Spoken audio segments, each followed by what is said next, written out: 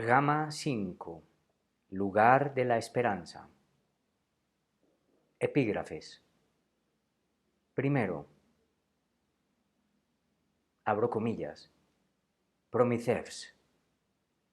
Τυφλάς εν αυτής ελπίδας κατόκισα. Εσχύλου Προμηθεύς θεσμότης. Esto traduce Prometeo, dos puntos. Hice anidar en ellos ciegas esperanzas.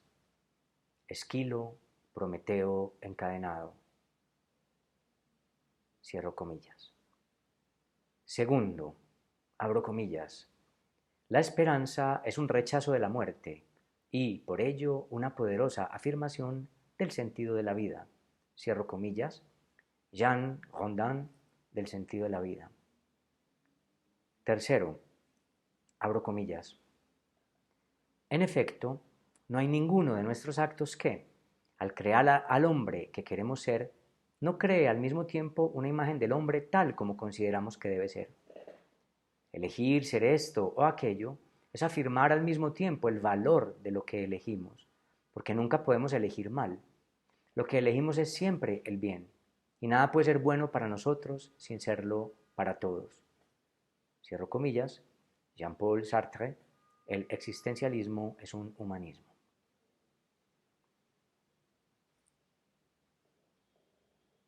La esperanza es la semilla de nuestra sensible levedad. Mientras más estáticos nos sentimos, más grávida se nos hace la vida, más sentimos su precipitación. La existencia adquiere un sentido y solo puede ser medianamente bien vivida si la sentimos esperanzada, es decir, direccionada, si podemos proyectarnos o movilizarnos en algún sentido. La esperanza es el modo humano de instalarse en el mundo. El mundo mismo es un ramillete de esperanzas que se nos ofrece. Encaramos el absurdo crudo cuando la esperanza fracasa o se la repudia sin posibilidad de construir otra o de asirnos de otra. Así nos paralizamos en la sensación de tedio o estatismo, en la inmovilidad metafórica y advertimos como gravedad en el cuerpo e incapacidad en el ánimo el devenir de la natura que nada nos dice y a la que nada le preguntamos ni asignamos. Nuestro movimiento es, en buena medida, metafórico. También puede ser un allende la metáfora, por los límites mismos que lo metafórico determina al instalarse. Podemos sentir la motilidad como un mero envión sin sentido, sin configurarse como una melancolía o una depresión. A esto lo denomino lo místico. Estar fundados en el lenguaje nos arroja a la dimensión de la impulsión erótica. Amar es básicamente sentir la impulsión atada a alguna verdad. O, si se quiere, exprésese al contrario. Esperanzarse es siempre un modo de obrar en el amor. La estructura de la metáfora permite nuestra posibilidad de esperanza, pues propicia el movimiento y hace surgir la verdad. La esperanza nos eleva gracias a su ficción, condición estructural de la verdad. La palabra, el significante, porta consigo, por su estructura, alguna verdad pasible, se predijo. Esta cercanía con la verdad propulsa la esperanza. Esperamos, es decir, nos esperanzamos en que haya verdaderamente alguna verdad, algún sentido que hallar, un argumento. Abro comillas. Esta espera, afirmó Grondin en Del sentido de la vida, no es más que eso, una espera, una esperanza. Toda filosofía, toda vida se funda en la espera, esperanza. Cierro comillas. Y como en un efecto de bola de nieve nos sentimos más esperanzados cada vez, nos propulsamos más cuando sentimos que hay una verdad, ya sea en las palabras o discursos que decimos, actuamos o en los que creemos. Ya allende las palabras como en el amor entusiasmado, el ímeros greco, donde no hay nada por decir pero sentimos que hemos hallado o que encarnamos una verdad. Estimo que el enunciador de alguna palabra alberga una especie de esperanza, al menos la de la verdad del ser de lo enunciado. No solo se enuncia para presentar y representar, como cuando se afirma conejo o mesa, sino que cuando digo que se cree mínimamente en la verdad de lo enunciado, también quiere decir que se tiene la convicción en la verdad de la utilidad del lenguaje como herramienta para transmitir algo y producir algo en el otro.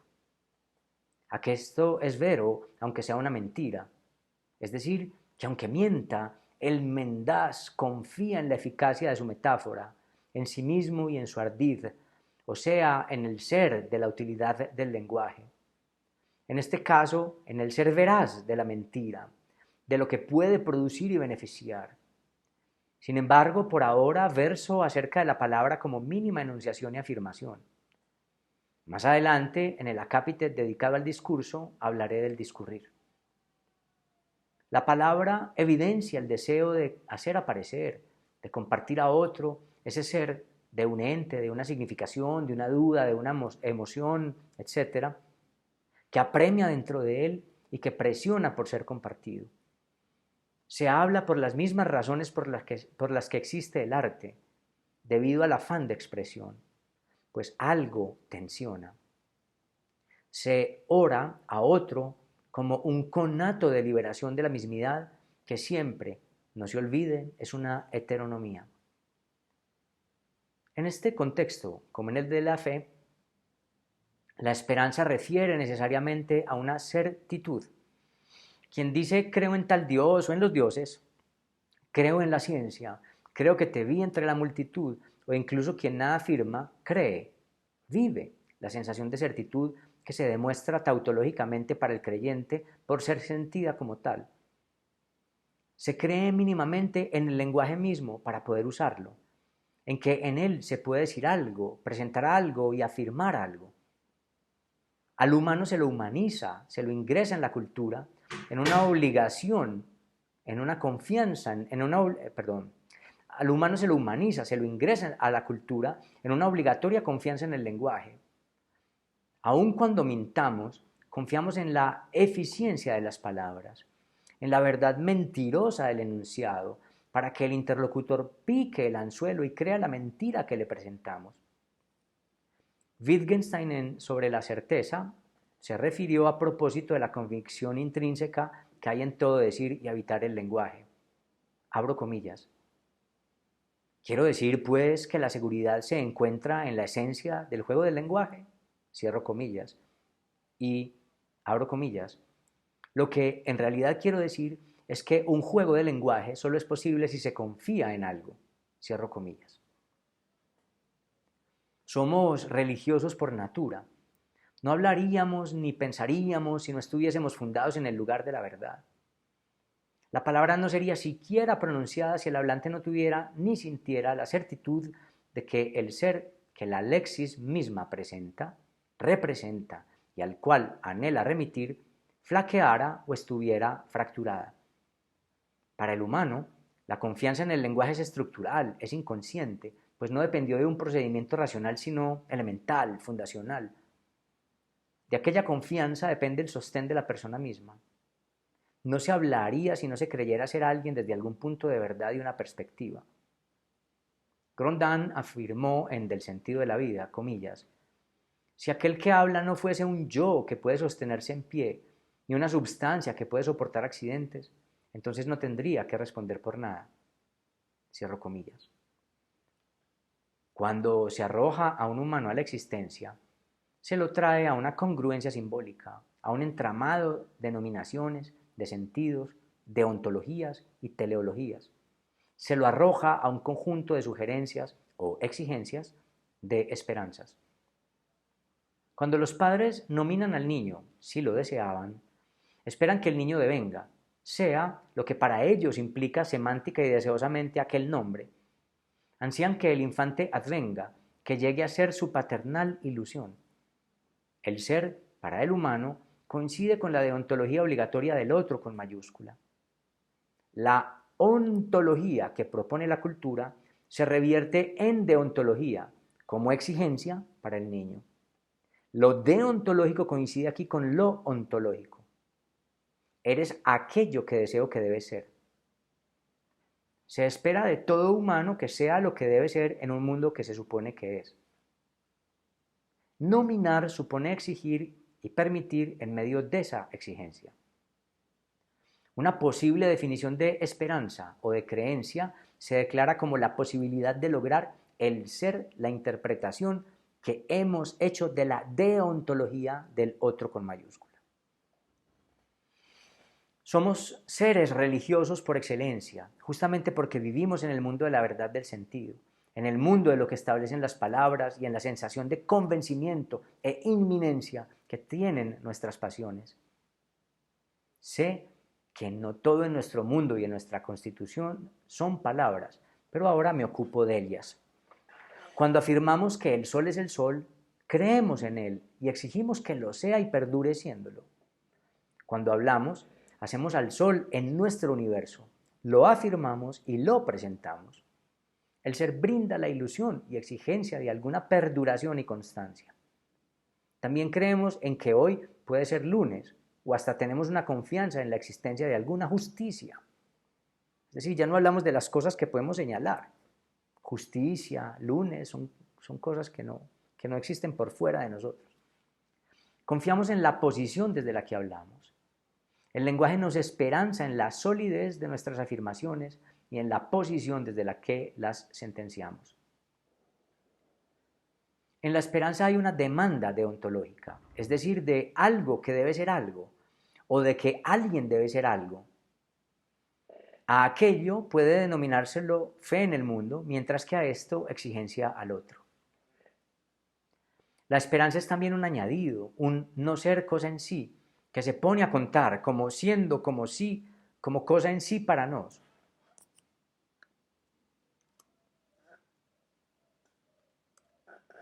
Habitamos nuestra óntica, complicándola, por determinaciones de nuestra especie, deontológica y ontológicamente, ya que el significante, la palabra, está sostenida por la esperanza de lo que adiciona en el mundo, de lo que revela y transmite en ese mundo. Profesar y pensar son hechos deontológicos de nuestra ontología. Esa esperanza deontológica declara una suerte de repudio, como diría Nietzsche, porque añade y crea, porque lo que hay o había, lo no simbólico, lo no metafórico, no le basta al creador. La creación requiere de cierto fastidio, de cierta insatisfacción, de una inclusión, de una carencia, de una inclusión de una carencia y de cierta ostentación de poderío, pues el creador ansía enriquecer, reordenar y agregar, hacer mundo y ser parte del mundo.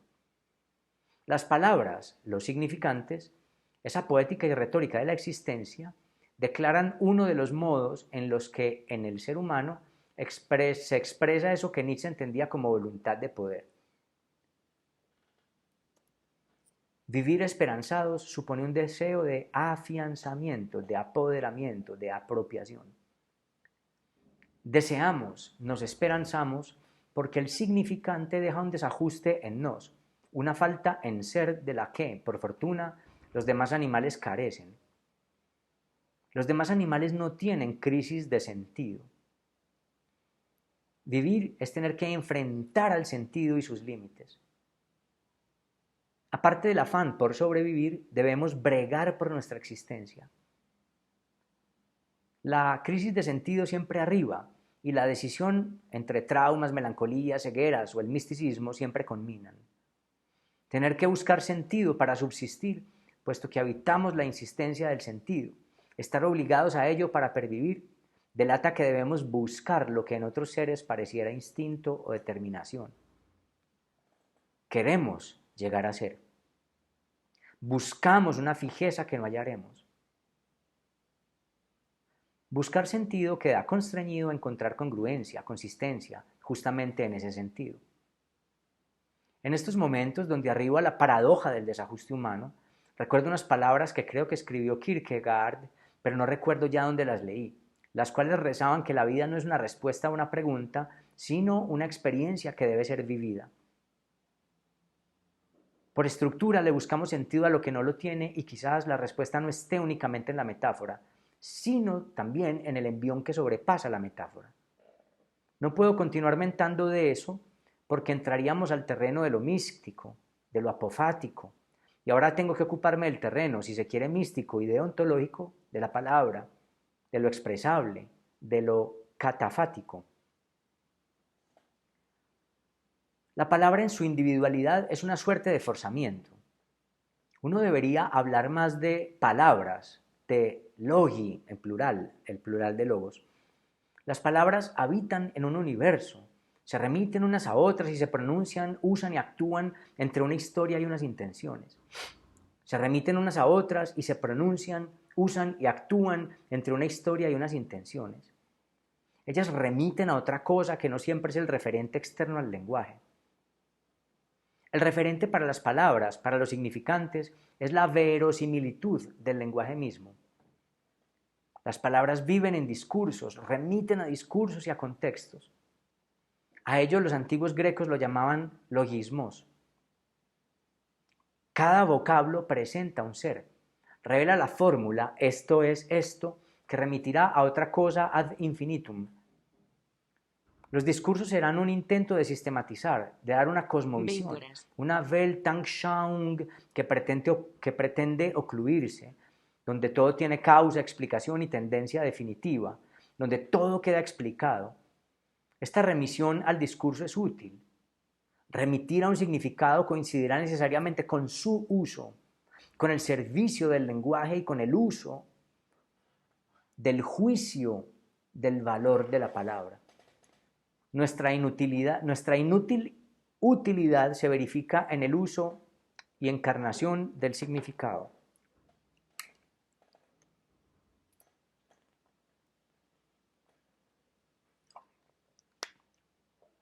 No olvidemos que el ser humano vive de esta esperanza. Ama, desea y busca porque ansía que cese el malestar que produce la falta en ser. Se convence de que ha de sentir por un tiempo la fijeza de que las cosas son y le brindan certezas. El ser humano vive de la esperanza que el mismo lenguaje le instala o permite. El costo, empero, será el malestar por la pérdida de la condición previa de haber sido animales no discursivos. La esperanza es la cara positiva de la negatividad del lenguaje. Véase Agamben. Cuando hallamos eso que presumíamos fijo o absoluto, surge ya la exultación, ya la angustia y en último término, ya el tedio al que alude Schopenhauer. La esperanza de las palabras, del sentido deontológico y congruente del lenguaje, nos conduce también a la iluminación del tedio, a la tristeza y a la percatación del simulacro del ser. Quizás el titubeo de muchos obsesivos, acaso la asedía y el deshacimiento manifestados en la melancolía de algunos neuróticos, aquí por melancolía, aquí uso melancolía de manera vulgar, cotidiana, como la usa de Occidente, y no como la usa el psicoanálisis freudiano, que la considera el modo más extremo o uno de los modos más extremos de la psicosis, es decir, que aquí la estoy usando para hablar de los neuróticos. Entonces, quizás el titubeo de muchos obsesivos, acaso la asedía y el deshacimiento manifestados en la melancolía de algunos neuróticos y la percatación de la fractura del lenguaje por algunos perspicaces, cínicos o escépticos, cuestionan la certeza, conduciéndolos a un aparente escepticismo ante toda la palabra o a un mutismo doloroso y resignado. Que las palabras se profieren con certitud no quiere decir que todo el que hable lo haga desde el absolutismo, desde el ego imperial, aunque muchos en efecto solo así hablan, sino que el hablante tiene fe en que el hablar representa algo, puede transportar algo, información o sentido, y puede producir algo, reflexión, diálogo, persuasión, etc. Puede descargarse de algo el hablante o conducir la existencia hacia algún lado. Y bueno, esta confianza, esta esperanza son verdaderas. El lenguaje nos conduce a algún lado, así sea que andemos sobre una caminadora donde damos pasos pero no nos desplazamos. El lenguaje nos instala en un movimiento espiritual, nos hace clásicos.